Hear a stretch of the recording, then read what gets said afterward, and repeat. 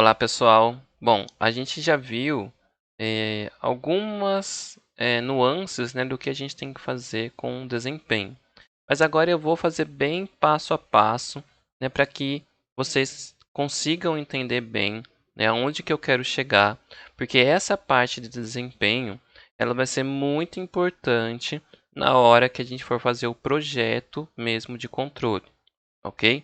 Então vocês precisam ficar com isso bem claro na cabeça, né? Como que é a influência do zero, como que é a definição dos polos dominantes, quando que eu estou atendendo os critérios de desempenho ou não.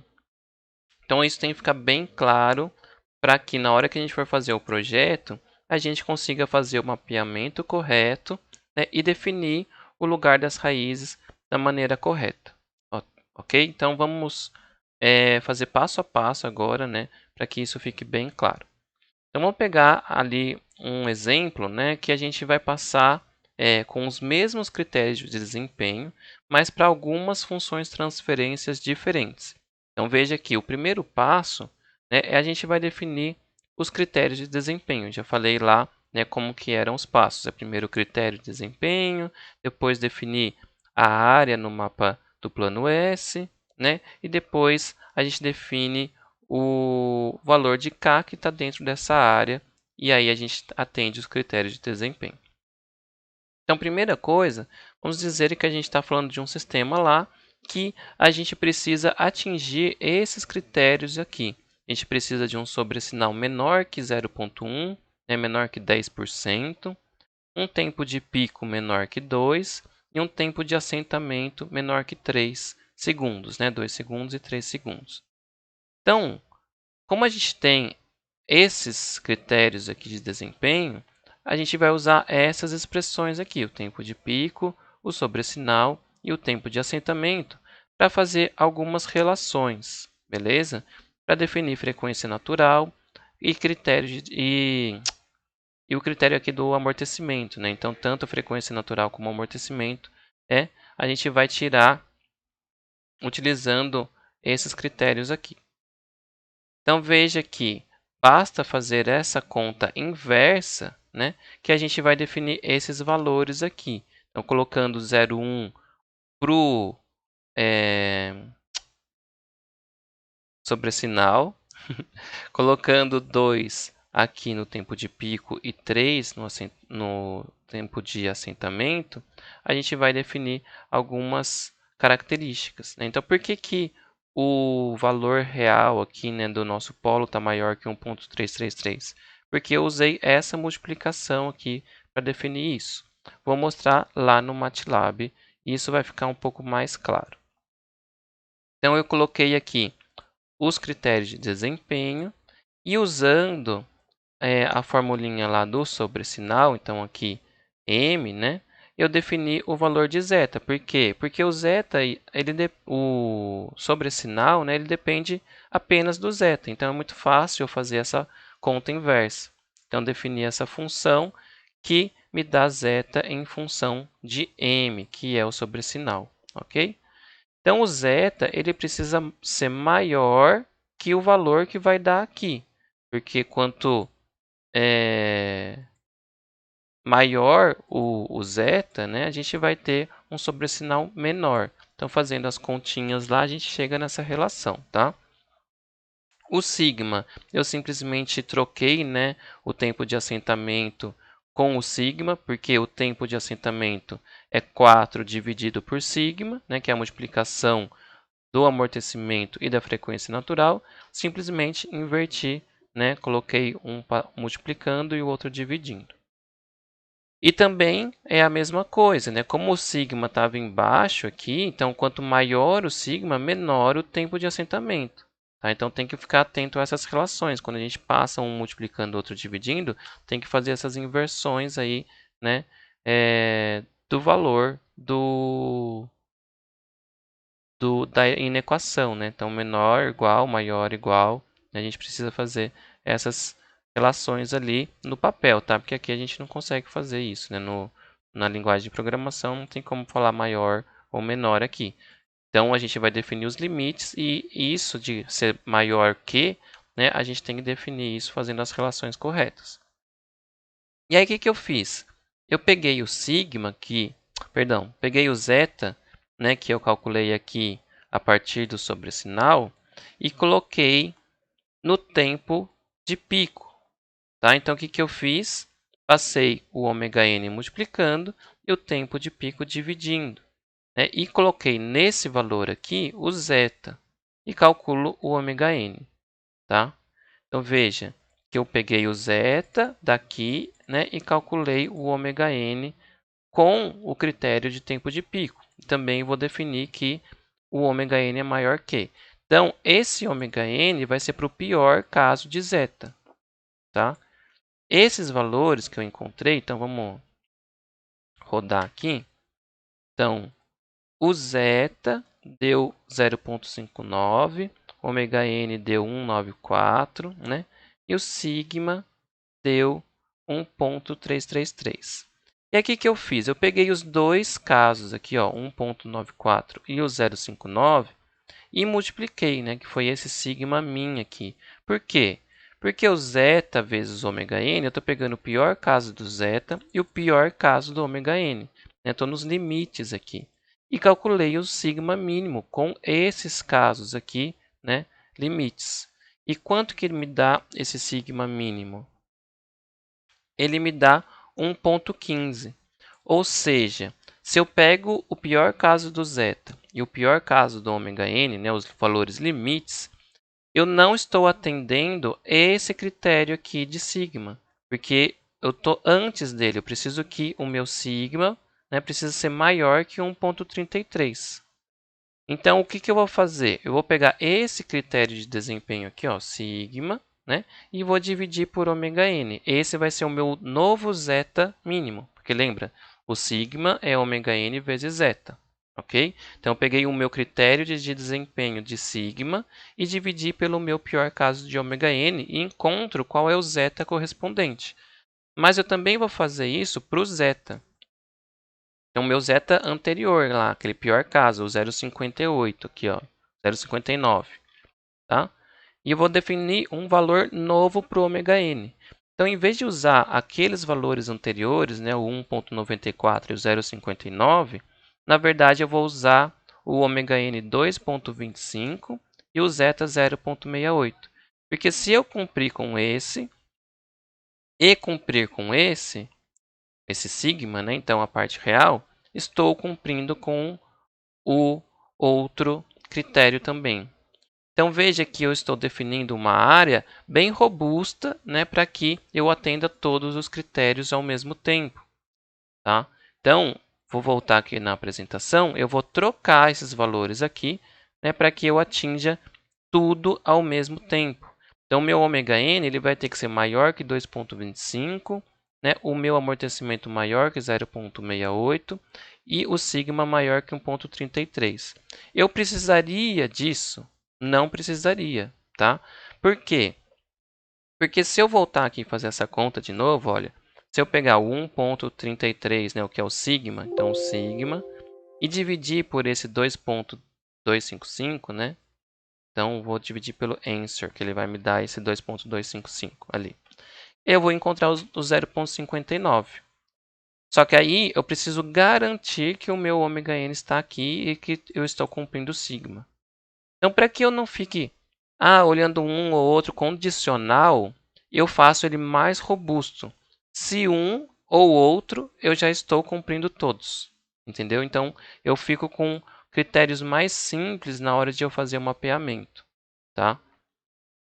E aí eu não preciso ficar pensando, se caso esse estiver nesse intervalo aqui, porque eu ia ter que ficar observando, certo? Se ele está um pouco mais próximo do limite, se eu estou cumprindo com o sigma dentro do outro limite. Então eu faço, né, de uma maneira que eu não preciso ficar fazendo condicional. Eu estou fazendo isso, né, que de uma vez eu já estou atendendo todo mundo sem eu ficar pensando se um ou outro está em qual valor e ficar refazendo as contas, tá? Definido isso, né, eu estou definindo a área, né? Então, eu defini essa área lá, a hora que eu ploto. Então, vou plotar já o primeiro exemplo aqui, né, fazer o meu primeiro exemplo. E aí, o que vai acontecer? Eu vou ter que criar o grid aqui e ficar olhando os meus critérios de desempenho. Então, qual que era o meu critério de desempenho, né? O meu sigma tem que ser 1,33, né? Então, o sigma aqui ele tem que estar lá para frente, né? Então, o menos 1,33 aqui, ó. Então, ele está sendo atendido, né? Então, a gente tem que ficar olhando essas coisas, né, a partir do grid. Então, esse mapeamento a gente não consegue fazer aqui no MATLAB, né? A gente tem que fazer da nossa cabeça. Então, por isso que tem o grid aqui, é isso que o projetista faz, tá? Então, veja que esses critérios aqui é o que a gente tem que atender. Então, 1,33, 0,68 e 225. Então, aquele plot que eu fiz é desse exemplo aqui, né? Então, esse G1 é com um zero em menos 6, né? E um polo em menos 5 e um polo complexo. Plotei o R-locus dele, né? Então, o lugar das raízes dele. E vou ter que selecionar um ganho K, que vai nos dar os polos dominantes desejados. E a partir desse K, eu vou fazer a malha fechada e vou fazer o step dela e verificar se os critérios foram atendidos. Porque eu tenho um zero, eu tenho 3 polos, né? Então eu preciso verificar também se essa influência dos polos e dos zeros não está ocasionando nenhum problema na minha resposta. Então, a gente tem aqui, né, o nosso lugar das raízes. A gente já viu aqui, ó, por exemplo, o sigma. A assíntota dele deve estar indo aqui para 1,5, né? Ele vai ainda um pouquinho mais para frente aqui, para a direita, né? Então, provavelmente está em 1,5, 1,54, alguma coisa assim. Então, se a assíntota dele vai reto aqui para baixo, né? Continuar indo aqui para baixo, ele está atendendo o sigma. Né? O sigma ele tem que ser maior que 1,33, né? Que foi que a gente calculou. Já o amortecimento precisa ser maior que 0,6846. Ou seja, se eu estou atendendo sigma e eu atingir um amortecimento maior que 0,6846, então aqui, bem próximo, né? Eu vou estar atingindo também a da frequência natural.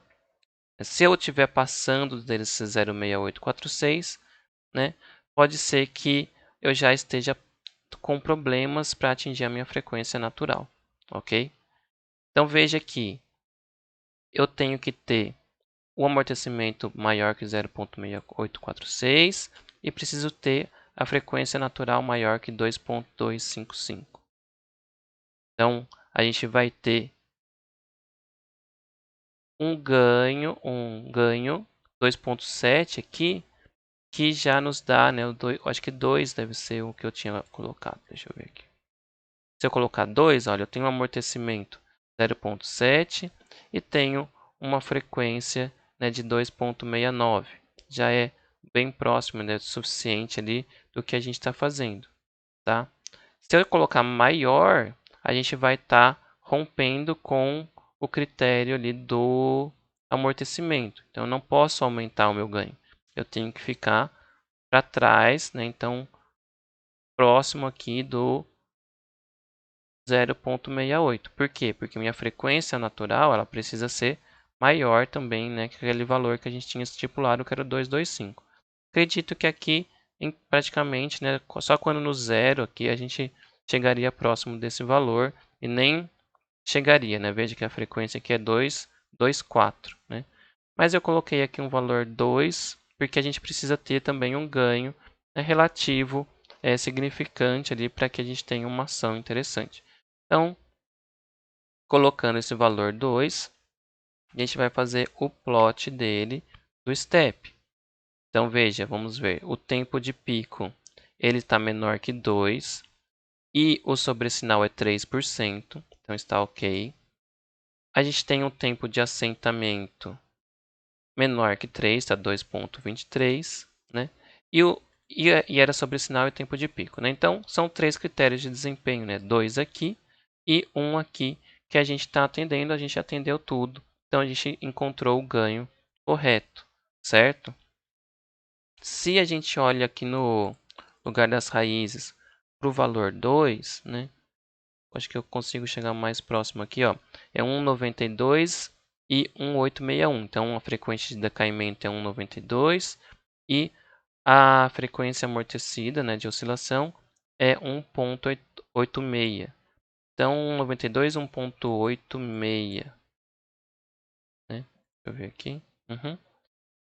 E aí, fazendo essa conta do tempo de assentamento e do tempo de pico, o que, que a gente encontra? Olha, o tempo de assentamento dá 2,08, né? Então vamos ver aqui, 2,23, né? Então a gente ainda tem alguma influência lá dos polos que estão, do polo e do zero que está à esquerda, e do tempo de pico 1,68, né? 1,68 deu 1,72. Mas é muito pouca, né? Veja que, como eles estão afastados, olha, a gente está falando de polos aqui que estão bem à direita. Né? A gente vai ter no 2, onde que está o polo desse aqui? Está aqui em 5, né? Aqui a gente está falando de parte real 1,89, então ele está bem, quase 3 vezes, né? Afastado aqui, é 2 vezes e pouco, né? Longe desses polos.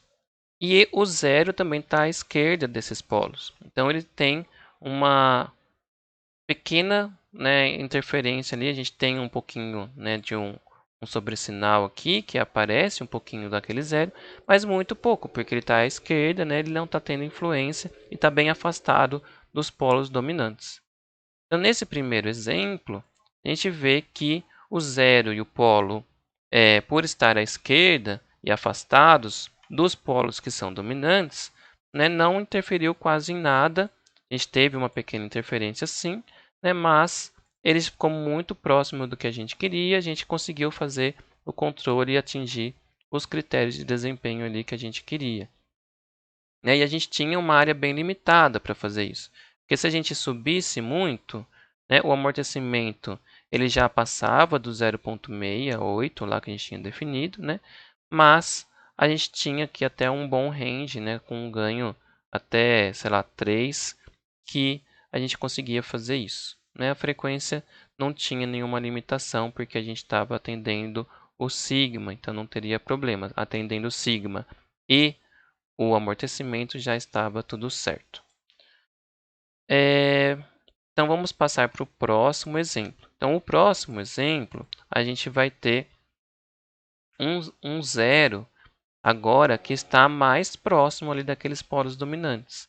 A gente vai ter uma outra resposta. A gente vai ver que vai ser uma outra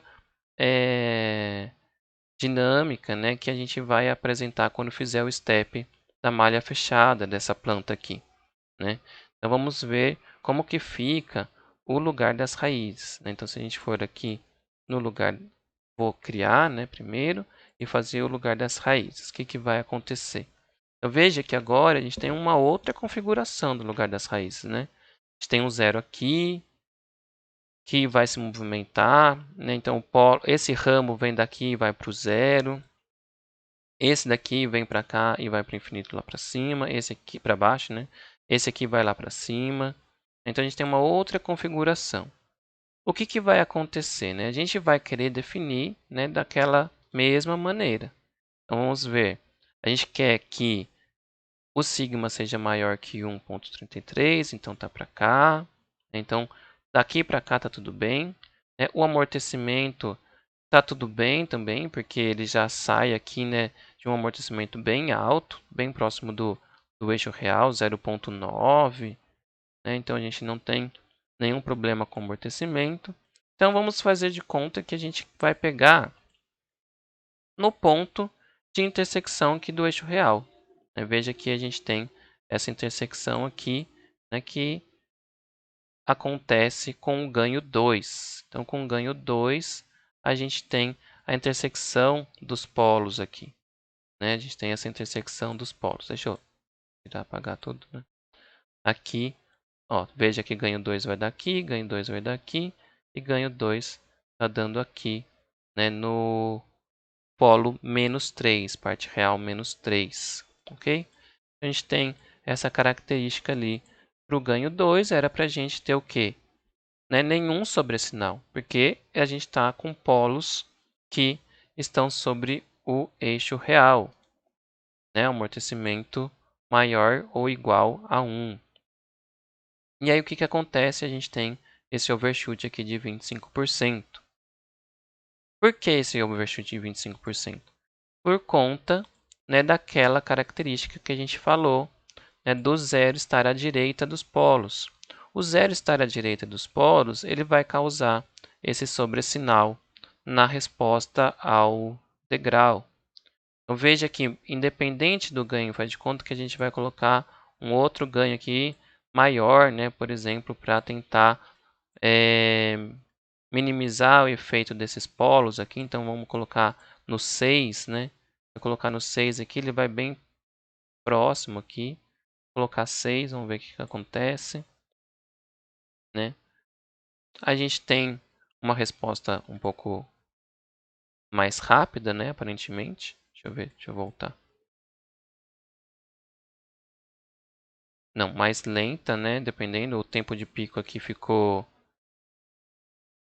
em 1 e o tempo de assentamento ficou em 2,63. Vamos ver o 6 como que ficaria. Ficou um pouco mais rápido, tá certo. Né? Por que que fica mais rápido? Porque a gente levou esse polo, né, mais para trás, esse polo aqui.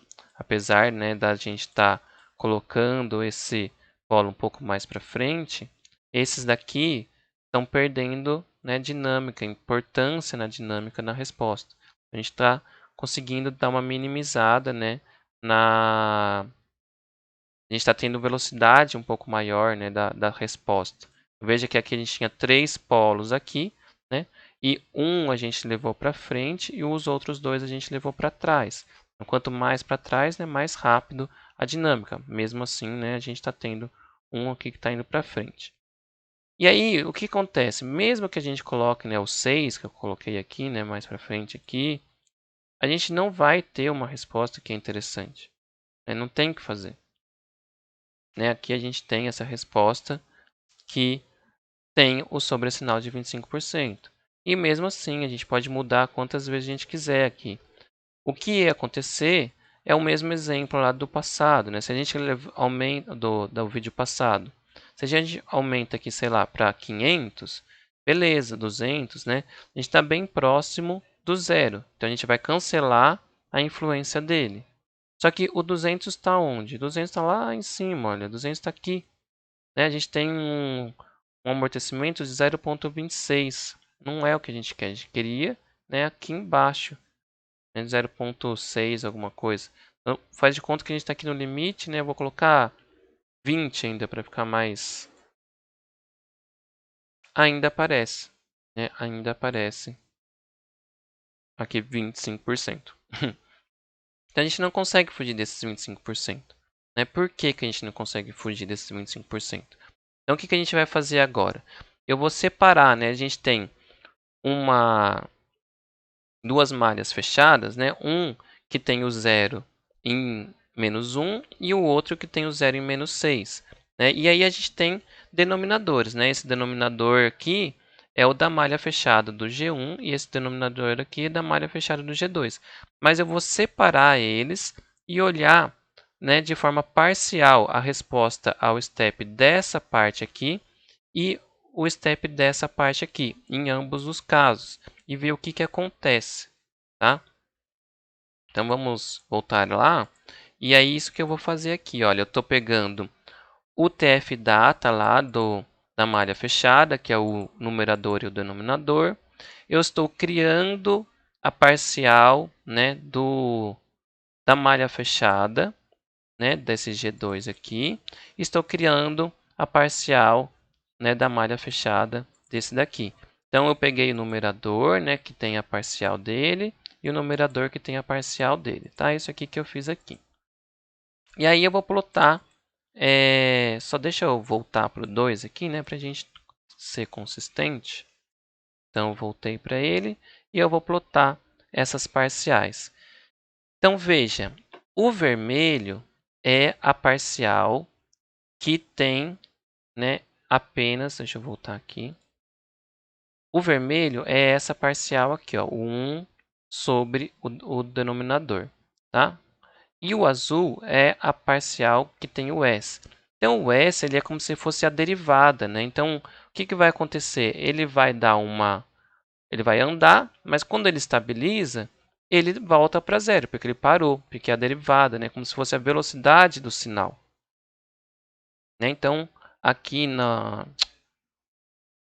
nessa resposta, veja, esse aqui é a parcial que é constante lá, né? Que tem um valor, que é o 1.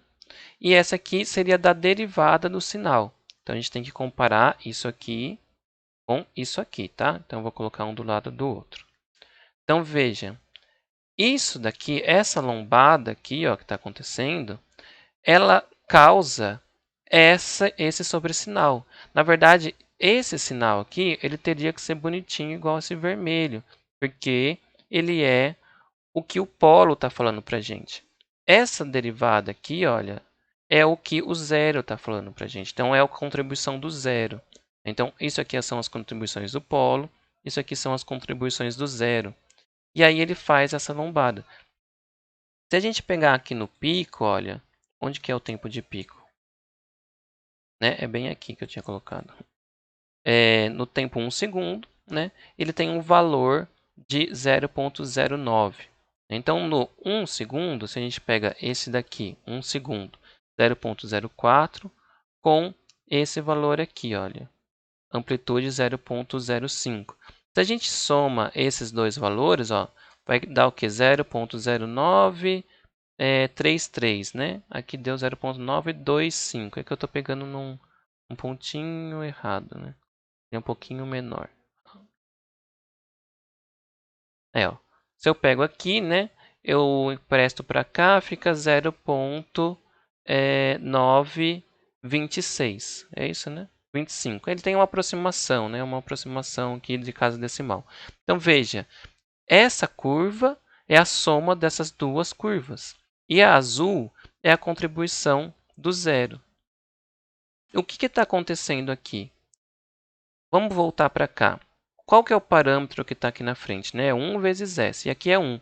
Então, eles dois têm uma ordem de grandeza meio parecida. A gente consegue observar isso aqui nas parciais. Né?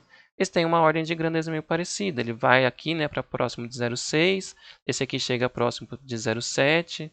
Né? Então, veja que eles têm um e o outro, eles têm uma importância muito próxima.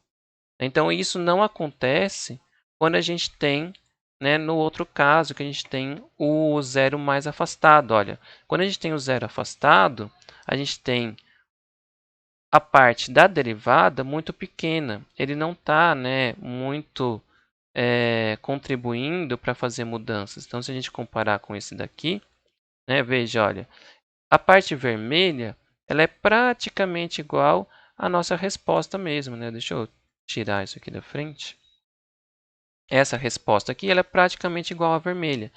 Ela tem algumas coisas aqui, né, que aparecem um pouco diferentes por conta da somatória dessa lombada aqui. Né? Então, teve uma pequena modificação, né? Mas o vermelho e a nossa resposta total ela é muito parecida. Por quê?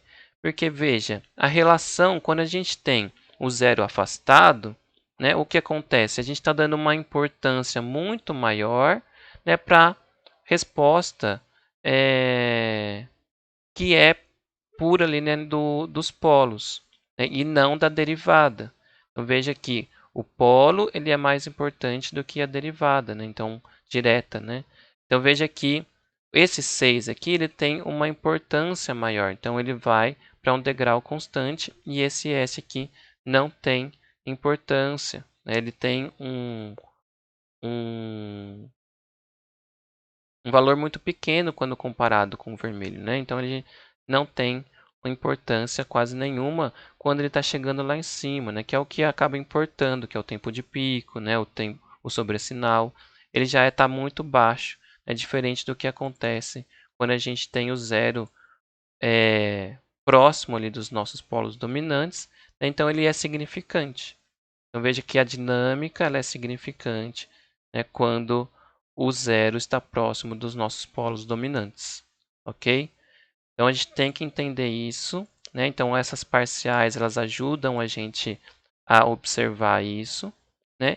E aí, o que acaba acontecendo é que quanto mais afastado, né? Então, quanto mais à esquerda o zero está, menor vai ser essa lombada, né? E também mais rápido ele vai para zero aqui. Então, ele não tem tanta importância, né, quando a gente faz a resposta, ok? Então, voltando para o nosso exemplo aqui, a gente analisou essas parciais e viu que quando o zero está muito à esquerda, o que a gente dá mais importância, né, é para a dinâmica ali dos polos. Bem, e dada uma planta ali que tem tudo, né? Eu coloquei zeros, coloquei polos, né? E aí eu coloquei um polo que está próximo aqui, olha, ele está 1,1, né? E um zero próximo desse polo, né? Então, a gente tinha aquele zero em -1, eu coloquei um polo em menos 1,1. Então, vamos ver o que vai acontecer com o nosso lugar das raízes, né?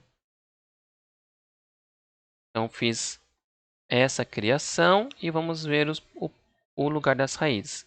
Então, veja, o que aconteceu é que a gente tem 4 polos, então a gente tem 4 ramos.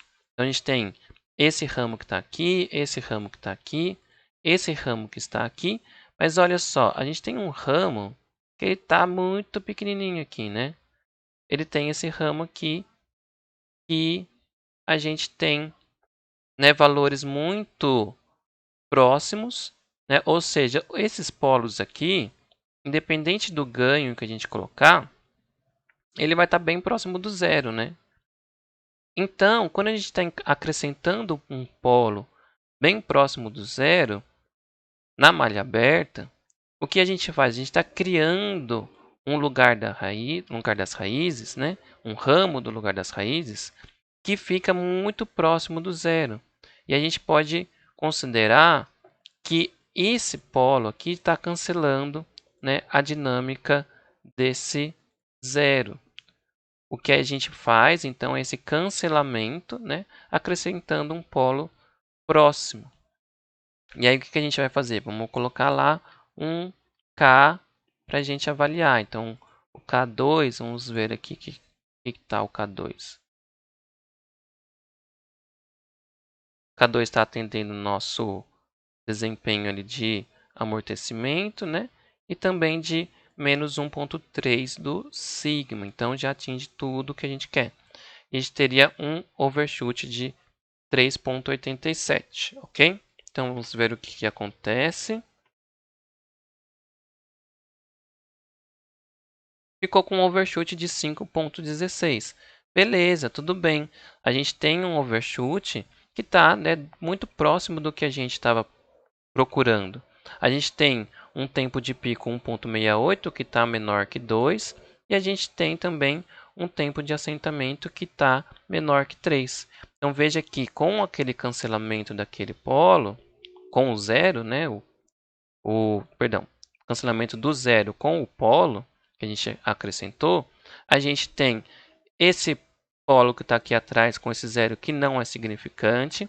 A gente fez um cancelamento aqui, que também acabou se tornando insignificante. E o que ficou significante foi esses polos dominantes que a gente definiu aqui. Ok?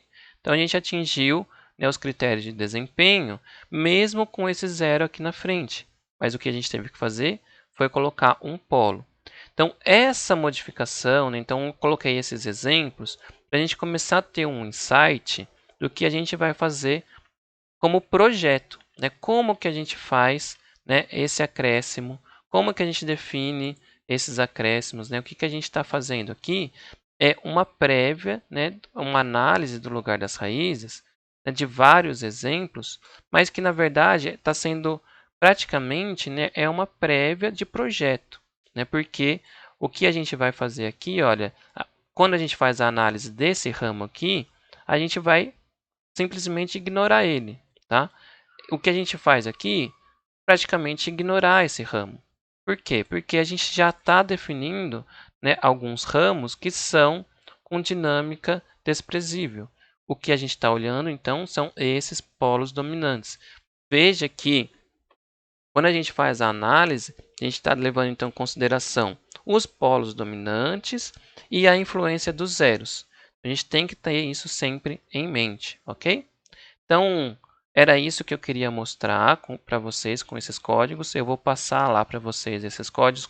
Vocês podem brincar, mudem os zeros de lugar, né? Acrescentem zeros, tirem zeros, colocam polo, tira polo, né?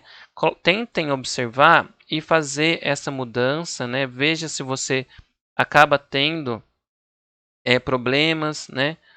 Mas veja que eu acho que nesse exemplo aqui, né, que era o que a gente tinha antes, a gente teve a influência aqui, né, 25%, por conta daquele zero. Né? Então, a gente não conseguiu, né, nesse caso. Então, o que, que a gente vai fazer em controle? É justamente o que aconteceu no terceiro caso. Eu olhei para aquele zero está me atrapalhando. Então, como que eu vou fazer para alterar a minha planta para que eu adicione, né, um polo próximo daquele zero e faça um ramo.